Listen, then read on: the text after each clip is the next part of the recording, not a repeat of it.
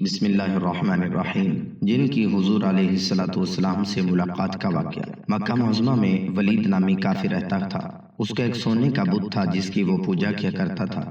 ایک دن اس بت میں حرکت پیدا ہوئی اور کہنے لگا، لوگو، محمد اللہ کا رسول نہیں ہے، اس کی تصدیق مت کرنا، معاذ اللہ۔ ولید بڑا خوش ہوا اور باہر نکل کر اپنے دوستوں سے کہنے لگا، مبارک ہو، آج میرا معبود بول اٹھا ہے اور صاف صاف اس نے کہا ہے کہ محمد اللہ کا رسول نہیں ہے۔ یہ سن کر لوگ اس کے گھر آئے اور دیکھا کہ واقعی اس کا بت یہ جملے دہرا رہا ہے۔ وہ لوگ بہت خوش ہوئے اور دوسرے دن ایک عام اعلان کے ذریعے ولید کے گھر میں بڑا اجتماع ہو گیا تاکہ اس دن لوگ بت کے منہ سے وہی جملے سنیں۔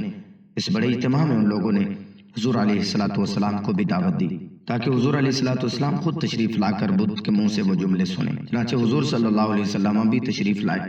جب نبی کریم صلی اللہ علیہ وسلم تشریف لائے تو بت بول اٹھا، اے لوگوں، خوب جان لو کہ محمد اللہ کے سچے رسول ہیں۔ ان کا ہر ارشاد سچا ہے، ان کا دین سچا ہے۔ تم اور تمہارے بت جھوٹے ہیں جو تمہیں گمراہ کرنے والے ہیں۔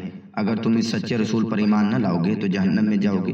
پس عقل مندی سے کام لو اور سچے رسول صلی اللہ علیہ وسلم کی غلامی اختیار کر لو۔ بت کی باتیں سن کر ولید بڑا گھبرایا اور اپنے معبود کو پکڑ کر زمین پر دے مارا اور اس کے ٹکڑے ٹکڑے کر دیے۔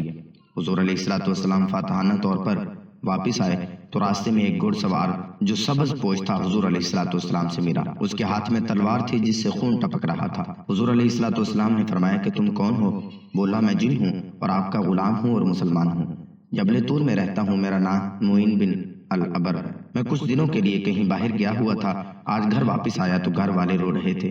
میں نے وجہ پوچھی تو معلوم ہوا کہ کافر جن جس کا نام مسفر تھا وہ مکہ میں آ کر ولید کے بت میں گھس کر آپ کے خلاف، حضور صلی اللہ علیہ وسلم کے خلاف فضول گوئی کر گیا ہے، اور آج پھر وہ یہی بکواس دوبارہ بت میں گھس کر کرنے والا تھا۔